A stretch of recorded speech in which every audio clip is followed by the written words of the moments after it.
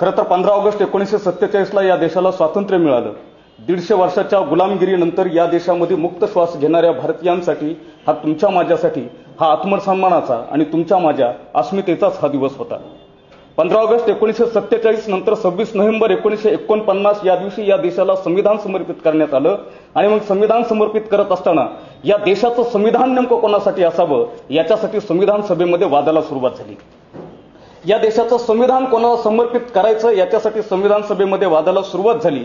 आणि मला सांगायला अभिमान वाटतो की या देशामध्ये पहिल्यांदा मतदानाची प्रक्रिया घेण्यात आली की ह्या देशातलं संविधान नेमकं कोणाला समर्पित करायचं. संविधान सभेतले काही सदस्य असे म्हणत होते की हे संविधान जे 150 वर्षाच्या गुलामगिरीनंतर आपण 2 वर्षे 18 महिने 11 महिने 18 दिवसाच्या अथक प्रयत्नानंतर संविधान सभेनं तयार केलेलं आहे. हे संविधान या देशातल्या देवाला समर्पित करावं. काही संविधान सभेतल्या सदस्यांचं म्हणणं आलं की नाही, या देशाचं संविधान देवाला नाही, आपण या देशातलं संविधान कोणातरी एखाद्या राष्ट्रनिर्मात्याला निर्माण करूयात. पुन्हा नंतर काही सदस्यांचं म्हणणं आलं की या देशाचं संविधान आपण राष्ट्रनिर्मात्यांना नाही, या देशाचं संविधान आपण देवाला नाही, तर या देशाचं संविधान आपण जनतेला निर्माण करूयात. आणि मग याच्यावरती मतदानाची प्रक्रिया पार पडली. आणि मला सांगायला अभिमान वाटतो, जगाच्या इतिहासामध्ये हा एकमेव देश आहे ज्या देशामध्ये जनतेचा विजय झाला. राष्ट्रनिर्मात्यालाही नाकारलं गेलं, देवांचंही अस्तित्व नाकारलं गेलं. कारण अनेक जाती धर्म आणि अनेक पंथ वेगवेगळे असताना नेमका कोणत्या देवाला या संविधान समर्पित करायचा हा प्रश्न आमच्या समोर पडला. आणि मग शेवटी या देशाचं संविधान 26 नोव्हेंबर 1949 दिवशी या देशातल्या जनतेला समर्पित करण्यात आलं. जगाच्या इतिहासामध्ये देशाची राज्यघटना जनतेला समर्पित करणारा पहिला देश म्हणजे भारतीय गणतंत्र आहे. म्हणून आमच्या भारतीय संविधानामध्ये पहिलीच ओळ आहे, आम्ही भारताची लोक. भारताचे एक सार्वभौम समाजवादी धर्मनिरपेक्ष लोकशाही गणराज्य घडविण्याचा आणि त्याच्या प्रत्येक नागरिकास स्वातंत्र्य समता बंधुता प्राप्त करून देण्याचा आज आम्ही संकल्पपूर्वक निर्धार करत आहोत. खरं तर मग प्रजासत्ताक म्हणजे काय? स्वतःच्या क्षमतेवरती टाचणीही न बनवू शकणारा देश स्वातंत्र्याच्या 75 वर्षानंतर क्षेपणास्त्र बनवायला लागतो, अग्निक्षेपणास्त्र बनवायला लागतो. त्यावेळेस मला प्रश्न पडतो की जिस देश को सोने की चिडिया म्हणत होतो तो देश मात्र 150 वर्षाच्या गुलामगिरीमध्ये इंग्रजांनी म्हणजे सहज पिळून खाल्ला होता. आणि 15 ऑगस्टचा आम्ही एकीकडे स्वातंत्र्याचा उत्सव साजरे करत होतो, तर इंग्रजांनी मात्र हा देश सोडत असताना लिंबाच्या फोडीप्रमाणे भारत आणि पाकिस्तान ही 2 स्वतंत्र राष्ट्र आमच्याच मातीमध्ये निर्माण केली होती. हा मुद्दा मी कशासाठी सांगतोय? कारण 26 जानेवारी रोजी आज आम्ही प्रजासत्ताक दिन साजरा करतोय. प्रजासत्ताक याचा अर्थच असा होतो की 150 वर्षाच्या गुलामगिरीनंतर 26 जानेवारी या दिवशी खऱ्या अर्थानं तुमच्या माझ्यासाठी आणि सार्वभौमत्वाचा दिवस आला. आणि तेव्हापासून आपण आपल्यासाठी कायदे करण्याची प्रक्रिया पुढे आणली. मुळात प्रश्न असा आहे की मग प्रजासत्ताक साजरा करत असताना आम्हाला लक्षात काय आलं पाहिजे? 15 ऑगस्ट आणि 26 जानेवारीच्या दिवशी आजही काय होतं तर 15 ऑगस्ट 26 जानेवारीच्या दिवशी आम्ही झेंडा फडकवत असताना मात्र तिरंग्याचा राष्ट्रध्वज आम्ही फडकवत असताना मात्र त्या राष्ट्राप्रती आम्ही किती समर्पित भावनेनं जगतो हे सुद्धा आम्हाला तेवढंच महत्वाचं आहे. कारण तिरंगा झेंडा हा प्लास्टिकचा आहे, हा रस्त्यावरती पडल्यानंतर तो आम्हाला छातीवरती लावायला अभिमान वाटतो, परंतु रस्त्यावरती पडलेला तिरंगा मात्र उचलायला आम्हाला लाज वाटते. त्यावेळेस मला वाटतं की संविधानाने माणसाला माणूस म्हणून जगण्यासाठी दिलेल्या अधिकार आणि कर्तव्यासोबत भारतीय व्यक्ती म्हणून आपल्याला आपले कर्तव्य तरी माहिती आहेत का? कारण आम्ही सुशिक्षित झालो पण संवैधानिक साक्षर झालो नाही, हे दुर्दैव आहे. ज्या दिवशी या देशातली माणसं कॉन्स्टिट्युशनली लिटरसी होतील, लिटरसी वाढेल, त्यावेळेस खऱ्या अर्थानं राष्ट्राभिमानाची भावना ही प्रत्येक माणसामध्ये जागृत व्हायला लागेल. म्हणून सरदार वल्लभभाई पटेल म्हणाले होते की हा देश चालवण्यासाठी याच्यामध्ये राज्यव्यवस्था निर्माण केलेली आहे आणि दुसरी व्यवस्था म्हणजे प्रशासन व्यवस्था, ज्याला सरदार वल्लभभाई पटेलांनी स्टील फ्रेम ऑफ इंडिया असं म्हटलं होतं. ज्या ज्या वेळेस या देशातली राजकीय नेते चुकतील त्या वेळेस या देशातली प्रशासन व्यवस्था या देशाला सावरायला लागेल आणि या देशातल्या प्रशासन व्यवस्थेतून प्रजासत्ताक राष्ट्राची निर्मिती होईल, हे सरदार वल्लभभाई पटेलांनी सांगितलं होतं. मला माहिती आहे की माझ्यासमोर जे बसलेले विद्यार्थी आहेत हे सगळे स्पर्धा परीक्षेची तयारी करणारे विद्यार्थी आहेत, भावी भारताचे उद्या सनदी अधिकारी आहेत. तुम्ही नागरिक नाही तर तुम्ही अधिकारी घडणार आहोत. म्हणून नागरिक शास्त्राचं पुस्तक वाचल्यानंतरही आणि स्पर्धा परीक्षेचा अभ्यास केल्यानंतरही तुमच्या माझ्यामध्ये जर नागरिक घडत नसेल तर हे या देशाचं दुर्दैव आहे असं मला वाटायला लागतं. म्हणून तुमच्या माझ्यामध्ये नागरिक घडायचा असेल आणि त्या नागरिकांचं नेतृत्व करणारा आदर्श प्रशासक घडायचा असेल तर पहिल्यांदा आम्हाला पॉलिटी ही स्वतःच्या डोक्यामध्ये घालावी लागेल. कारण पॉलिटी 2 किंवा 4 मार्कातल्या परीक्षेमध्ये वाचण्यापेक्षा तुम्हाला या देशाचा सक्षम नागरिक, सक्षम सनदी अधिकारी घडविण्यासाठी अतिशय महत्वाची आहे. म्हणून पॉलिटी हा जगण्याचा विषय आहे. राजकारण हे नेत्याचं काम आहे, पण नागरिक म्हणून, स्पर्धा परीक्षेचा विद्यार्थी म्हणून पॉलिटी हा विषय फक्त परीक्षेपुरता मर्यादित नाही तर या देशाचा सक्षम नागरिक होण्याकरता महत्वाचे आहे. सनदी अधिकारी म्हणून प्रशासनात काम करण्याकरता माणसाचे हक्क आणि अधिकार जेव्हा तुम्हाला माहिती होतील तेव्हाच तुम्ही भारतीय नागरिकांना न्याय देऊन खरं प्रजासत्ताक या देशामध्ये आणू शकाल. 26 जानेवारी हा दिवस नेमका काय तर प्रजासत्ताक. प्रजासत्ताक म्हणजे काय? लोकांनी लोकांकडून लोकांच्यासाठी चालवलेली शासन पद्धती म्हणजे लोकशाही. अशी लोकशाही व्यवस्था 150 वर्षाच्या गुलामगिरीनंतर आम्ही स्वीकारली. स्वातंत्र्याच्या 75 वर्षानंतर मॅन पॉवर, मनी पॉवर, मसल पॉवर, M3 ची व्यवस्था या देशामध्ये यायला लागते. आजोबांनी मुलाकडून नातवासाठी घरच्या घरी चालवलेली व्यवस्था म्हणजे लोकशाही. अशी व्यवस्था व्हायला लागते. आणि त्यावेळेस मला या मातीमध्ये जन्माला आलेल्या आदर्श राजाचं उदाहरण समोर यायला लागतं. ते म्हणजे छत्रपती शिवाजी महाराज. ज्या छत्रपती शिवाजी महाराजांनी या देशामध्ये राजशाही व्यवस्थेतच लोकशाहीची बीजं रुजवली होती ते छत्रपती शिवाजी महाराज जगाच्या इतिहासामध्ये आदर्श याच्यासाठीच ठरतात कारण छत्रपती शिवाजी महाराजांनी आणलेली आदर्श न्याय व्यवस्था ही जगाला आदर्श द्यायला शकते. आणि ज्यावेळेस छत्रपती शिवाजी महाराजांचा आदर्श लिहित असताना बाबासाहेबांना विचारलं की पत्रव्यवहारावरती, संविधान सभेच्या पत्रव्यवहारावरती तुम्ही पत्राची सुरुवात जय शिवराय का करता? त्यावेळेस बाबासाहेबांनी उत्तर दिलं होतं की आम्हाला इकडच्या तिकडच्या लोकांकडनं आदर्श व्यवस्था कशी निर्माण करायची हे तुमचा आदर्श घेण्याची आवश्यकता नाही. कारण 16व्या शतकामध्ये या देशाच्या मातीमध्ये लोककल्याणकारी राजा कसा असावा आणि लोककल्याणकारी राज्य कसं असावं हे आम्हाला आमच्या देशाच्या मातीतल्या इतिहासातून आणि आमच्या ऐतिहासिक वैभवातून मिळतं. म्हणून आमचं हे ऐतिहासिक वैभव हाच आमचा वारसा आहे आणि तो वैचारिक वारसा आम्ही जपतो. म्हणूनच बाबासाहेब संविधान सभेवरती जो पत्रव्यवहार करायचे त्याच्यावरती जय शिवराय हा शब्द लिहायचे. आणि जय शिवरायांचं म्हणजे शिवाजी महाराजांसारख्या आदर्श राजाचं राज्य मला या देशामध्ये करायचं ज्या देशामधली जनता सुखी असेल, इडापिडा टळू दे आणि बळीचं राज्य येऊ दे.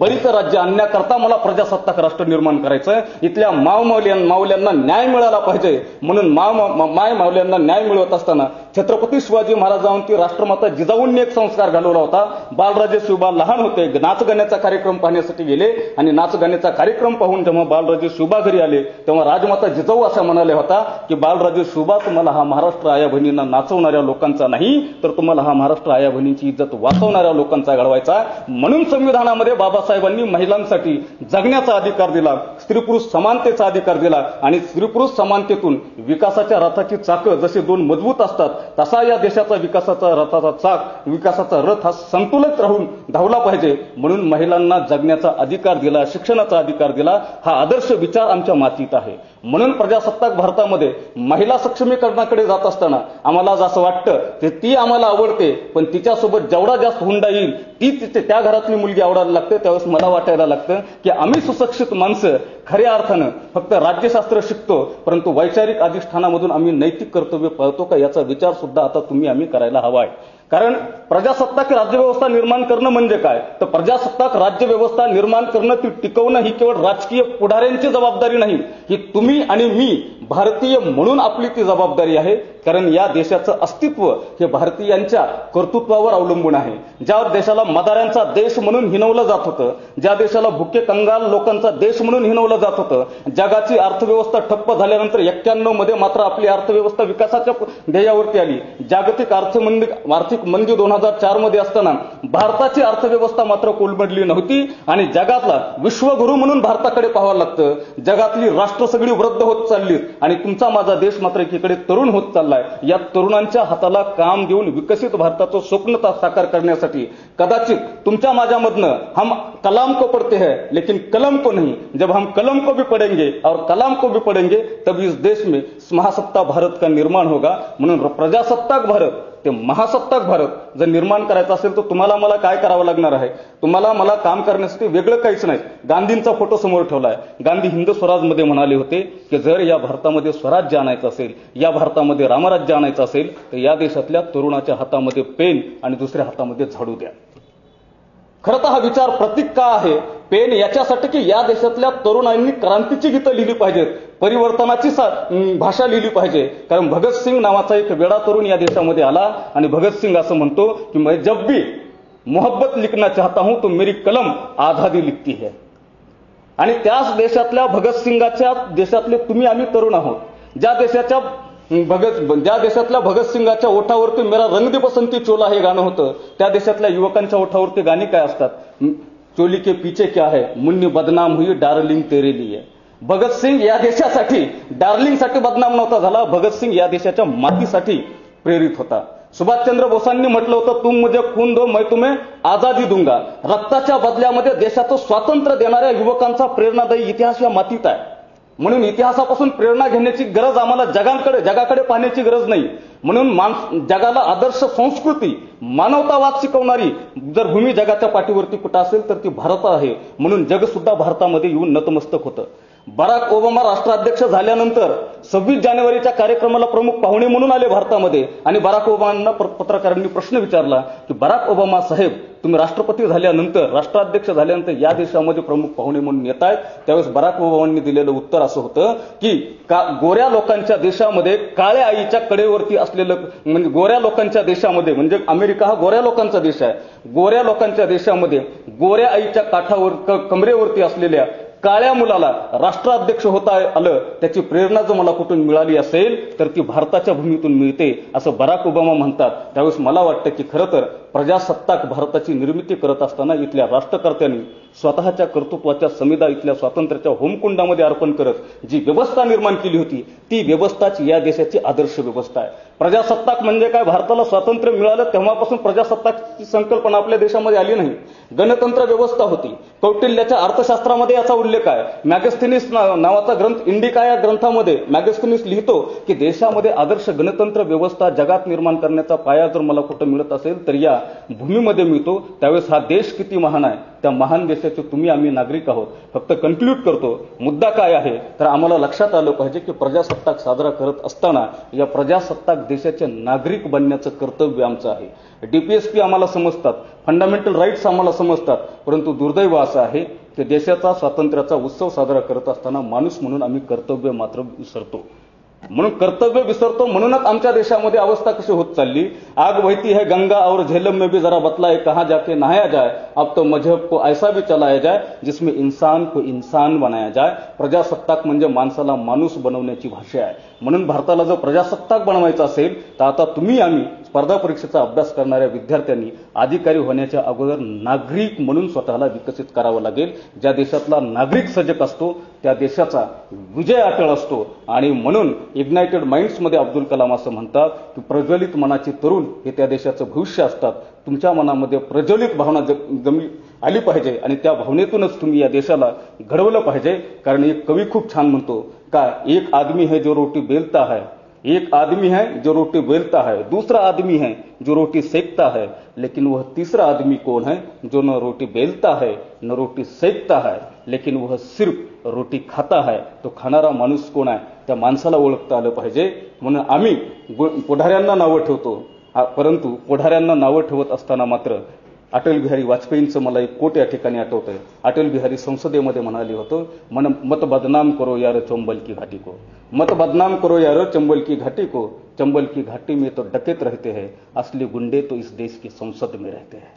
म्हणून आपले पुढारी निवडत असताना, आपले प्रतिनिधी निवडत असताना मतदानाचा अधिकार 25 जानेवारीला आपल्याला मिळालेला आहे. 25 जानेवारी हा दिवस आपण राष्ट्रीय मतदार दिवस म्हणून साजरा करतो आणि 26 जानेवारी हा दिवस आपण प्रजासत्ताक म्हणून साजरा करतो.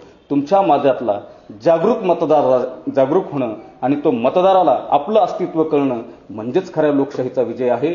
कारण 15 ऑगस्टच्या नंतर या देशाला कोणती व्यवस्था स्वीकारायची तर या देशाचा राजा आता राणीच्या पोटातून जन्माला येणार नाही, तर तो मताच्या पेटीतून जन्माला येईल. बोटावरची शाही चुना लावल्यासारखे जर नेते आपल्याला आश्वासन देऊन चुना लावत असतील तर मला असं वाटतं की आता मात्र या देशामधल्या नागरिकांनी सजग झालं पाहिजे. हा देश तुमचा आहे, हा देश माझा आहे. या मातीतल्या प्रत्येक कणाकणावरती तुमच्या आणि माझ्या अस्मितेचा झेंडा आहे. तो अस्मितेचा झेंडा म्हणजे तिरंगा आहे. या तिरंग्यातल्या 3 रंगामध्ये भगवा आहे, निळा आहे, हिरवा आहे, हा प्रत्येक जाती धर्माच्या अस्मितेचं प्रतीक आहे आणि या जाती धर्माच्या अस्मितेला एकत्र आणून तिरंग्यात बांधण्याची महत्तम महानता जर कोणत्या देशाची असेल तर ती जगाची आहे. म्हणून अनेक जात्या, अनेक जाती, अनेक पंथ, अनेक भाषा असूनही विविधतेत एकता नांदण्याची क्षमता ही फक्त भारताचंच आहे. कारण जगाला आदर्शवाद जर कोणाला शिकवलाय तर तुमच्या माझ्या या मातीतून शिकवलेला आहे. म्हणून शेवटी एवढंच म्हणतो, गंजल्या ओठास माझ्या धार वज्रासी मिळू दे,